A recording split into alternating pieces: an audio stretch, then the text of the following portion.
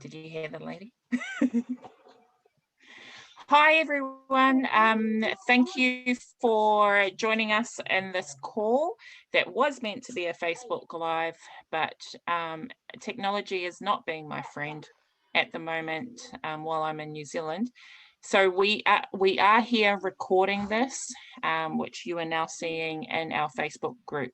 I'm being joined tonight by Julie, who I've met recently, but after hearing her experience within the blockchain and cryptocurrency space, I really wanted her to jump on to share that experience.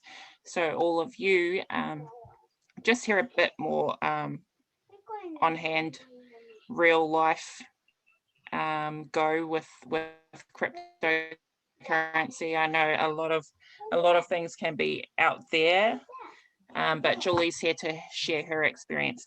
Thank you so much, Julie, for joining us. You're welcome. And for it's a going pleasure through to be here. those tech issues just then. So we met recently through Janet, who I've known for a little while now. And when we spoke, you said that you came into crypto in 2017. Was there a reason why you came into, or like what was your background before cryptocurrency, and then what made you look at it? Okay, great. I suppose let's go back into the dark ages, and I used to be a career police person with the New South Wales Police, and I reached the rank of sergeant, so I was a real career girl. I left the police because I was dedicating time to raising a family, but I realised that that was not enough for me. I needed to keep stimulating my mind, so I was obviously looking for other opportunities. I directed myself to small business, so I ended up doing things like buying, building, selling small businesses over the years. I then moved on to the corporate world, and I spent some time there. I ended up holding the position of a state director for a national finance company. It sort of worked hand in hand with the fact that I loved property, because I started investing in property in my 20s. We've got a reasonable portfolio of properties now. I tried things like, I'm always looking for something different. I like the idea of passive income, and I tried my hand at options trading and forex trading. I found they were too high stress for me, for my life anyway. And then of course it was suddenly at 2017, and a friend of mine introduced me. Now he'd been quite successful in the business world himself. He was a high-flying executive at some time, really fantastic wages and things like that. He actually left that to go into small business, home-based business, and ended up making a lot more money than he was exchanging his time for money. And he told me all about Bitcoin. He introduced me to arbitrage, which is taking advantage of the price differences with cryptocurrencies on different exchanges. So that was my first intro into it, and I just fell in love with it. I just thought, wow, this is such an opportunity. I could just see, I had this vision of what the world is going to be like if it adopts something this good. And as with all new technologies, there's always a learning curve, and there's those that get in first and benefit from that before the mass adoption. And I've gone, pick me, I want to take that ride. So I did. And I got to say though, it's been a bit of a rough, bumpy ride.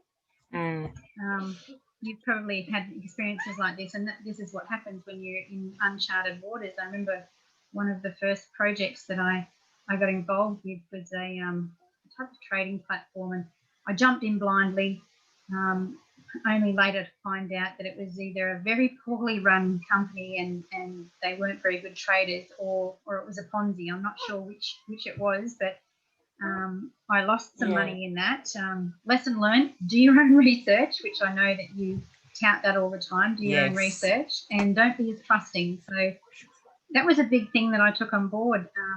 And since then, I suppose I've tried quite a few different platforms, programs, trading, arbitrage.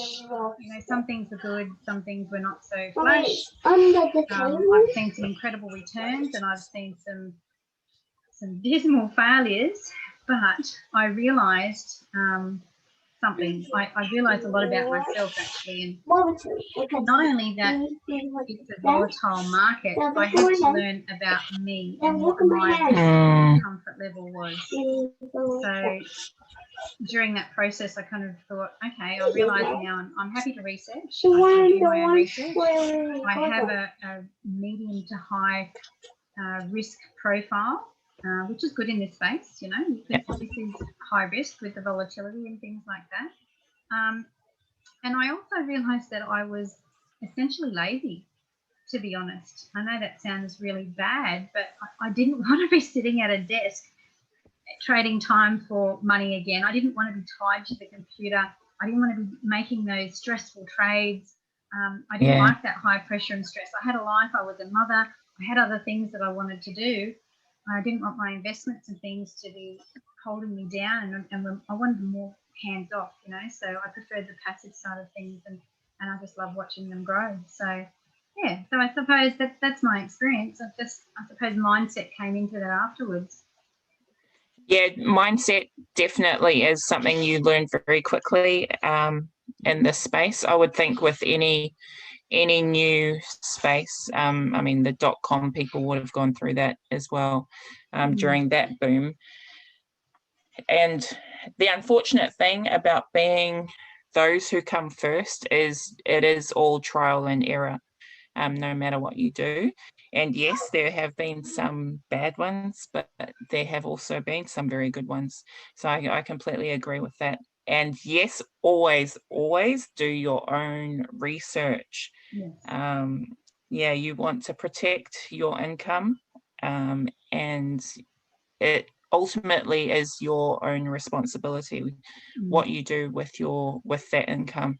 So yeah, I love that. So you would have come in when Bitcoin was not even $100, right? No. I bought in it. It started to come up by then. So around 2017, I think it was around $4,000 when I first bought in. Oh, 4,000. Yeah, so just under or around about that $4,000 mark. So, so it had already gone through quite a few ups and downs and things like that before it got to that stage. And we thought then, oh my goodness, we've missed the boat. There's a bit of FOMO happening, and oh my goodness, I've missed the boat. But that was just lack of experience. I mean, even now, crypto and the technology behind it, blockchain, is still in its infancy. There's you need to take that into consideration before you get involved. You don't overexpose yourself, don't overinvest.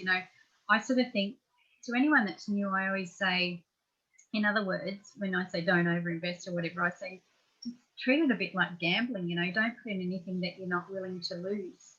You've got to learn a little bit first. Just stick your toe in the water and see how it goes, see how it feels, see how it fits.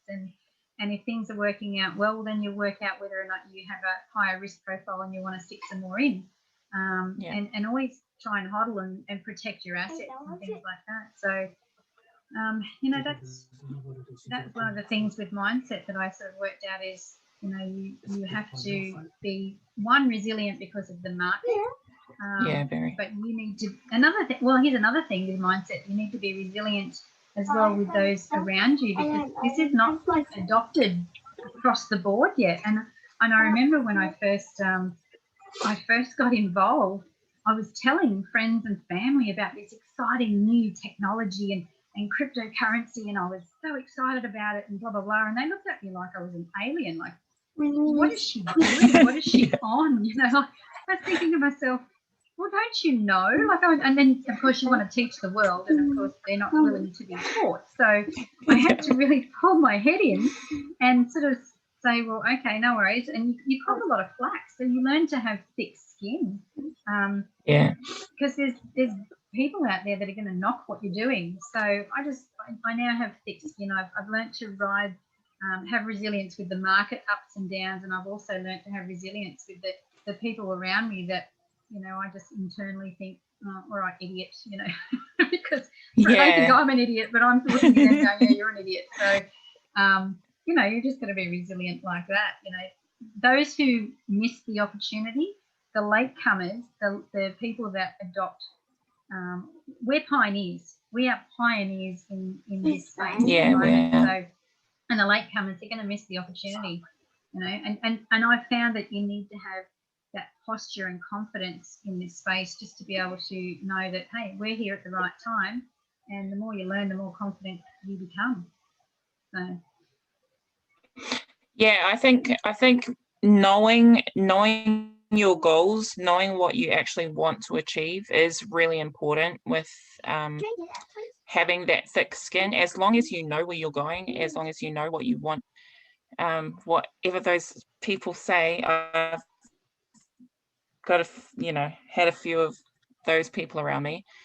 They can say whatever they want, really. It doesn't matter. I think this space is absolutely exciting. I think it's brilliant. One thing you did bring up, you've spoken about hodling, which is a great thing to do. You've got medium to high risk portfolio, but you've also spoken about passive income.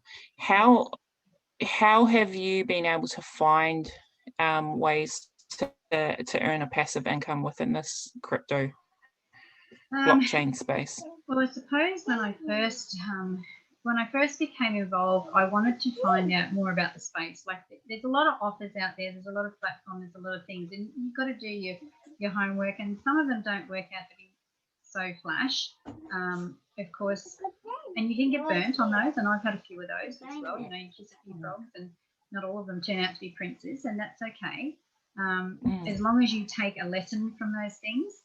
I think from the beginning, though, I started to listen to, you need to get to know the market. So from the beginning, I would listen to credible people with podcasts, or I'd read, or I'd subscribe to different crypto news channels and things like that. So I learned how to, and of course talking to other people, I learned that I have this disorder where I want to keep buying crypto all the time. If you ask my husband, what calls it a disorder, that, you know, I have to keep buying crypto.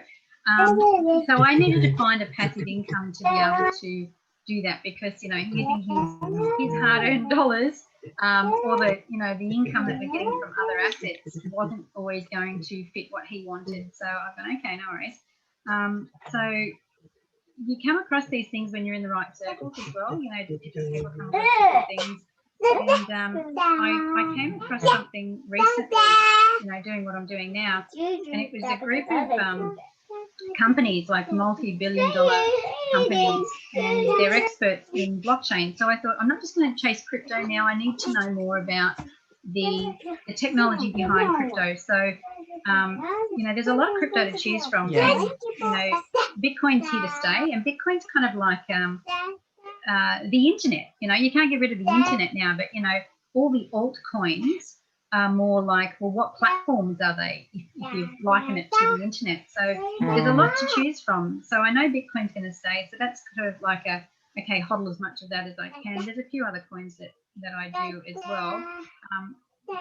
I still need to get this passive income. So like I said, I thought I need to educate myself, and it needs to be from a credible source. So like I said, I became a member of this group who are experts in the technology, and because I'm a member, they allow me to share in their profits. So while I'm involved with them, I'm learning all about blockchain and different cryptos and projects, and I get to learn at my own pace, and I get to learn it in little bite-sized chunks.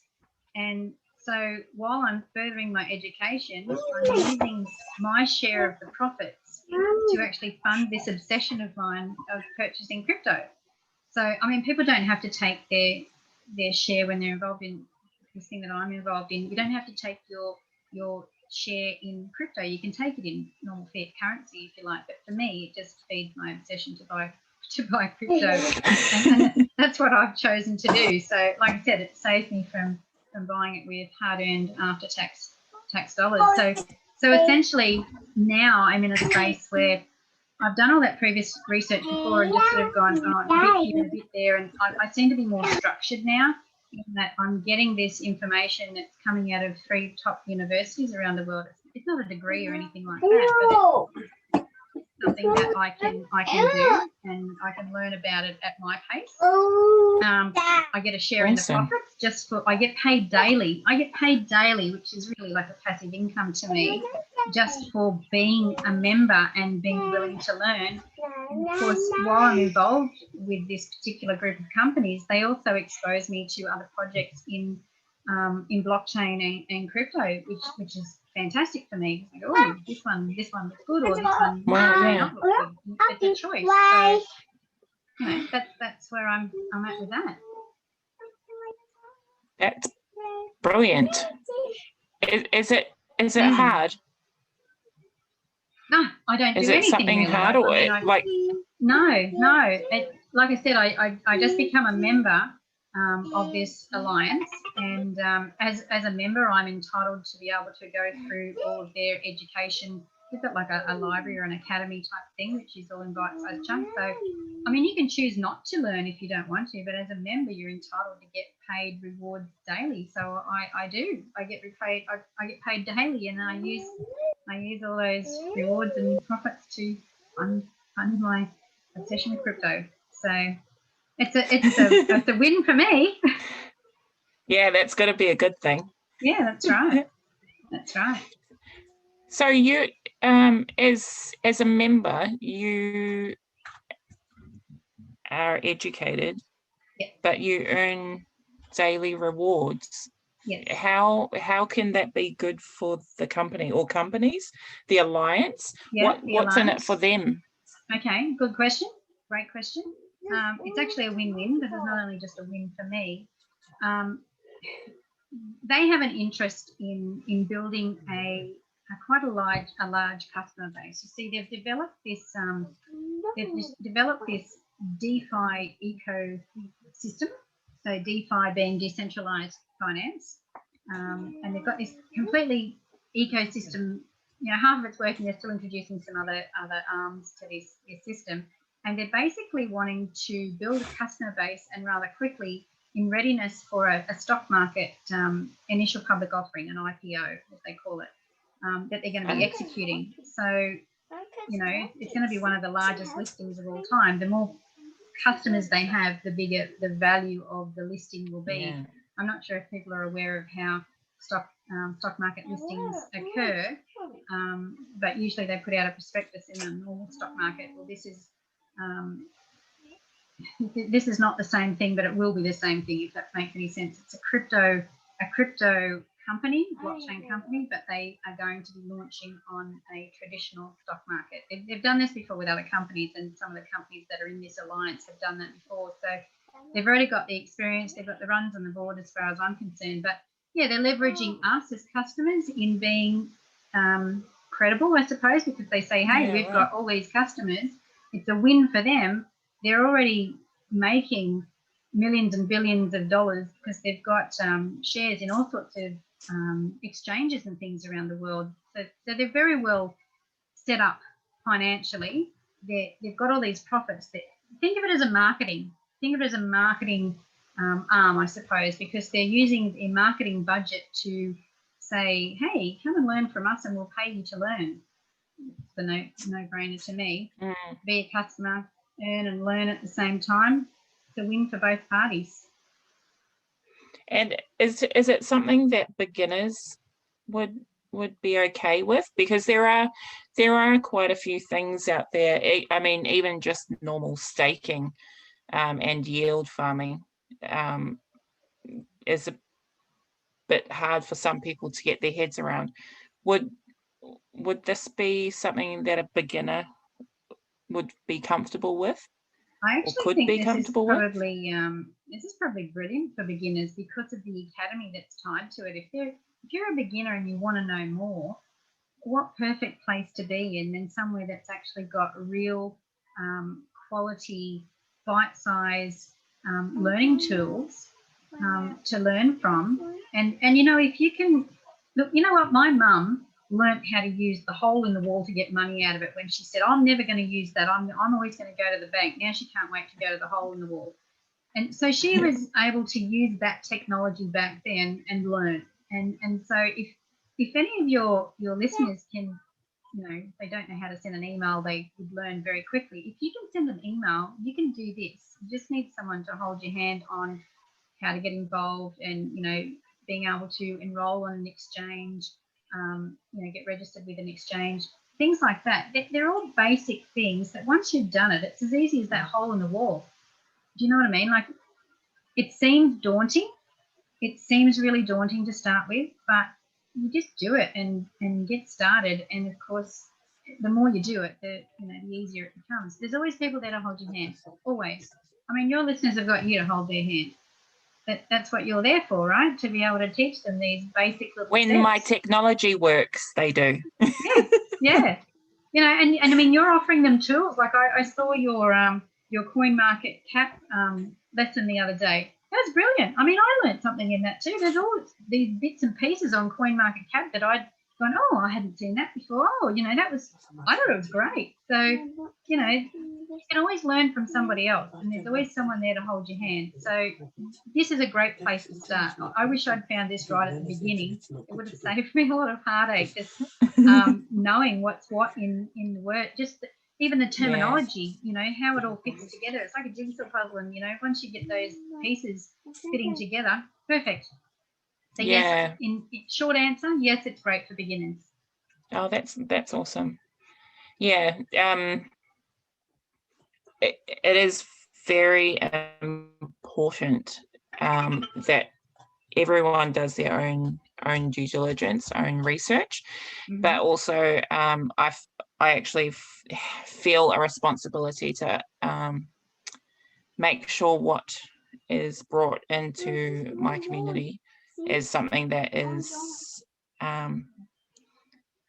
above board, especially I've been stung a few times, which has gotten me to where I am now. So I am grateful for those experiences, but if we can save others a bit of heartache, I hear you. I've been there as well. Absolutely. Yeah. And that's the thing. I've got a core group of people that come with me with most of the things that I learn as well. And you want to protect those people. You don't want them to suffer like you've suffered before. Having said that, though, it is a great lesson, and I'm grateful for having those lessons as well. Yeah. Awesome. Well, if anyone is interested in what Julie is speaking about or would like to know more, either get in touch with me, and then we'll organise a chat with Julie, if that's okay, Julie. Yeah, I can send you some information, or we can do a chat. That's not a problem. It's kind of like another whole episode again. Awesome. All right, and so as we come to sign off, what is a piece of advice that you can give to our community within this space? Someone that's a bit scared to start, or sees the space as far too volatile for them. Do you have any advice you can give? I think going back to what I said before is treat it like gambling. If you're just getting started, don't put in anything more than you're willing to lose until you find your feet. And, as you said before, do your own research. I said it as well, do your own research. And that's probably the best way of learning. Start with a little bit and gradually build up, and research. Awesome. Thank you so much for joining me tonight, for doing this call the way it wasn't meant to be done, but we got through it.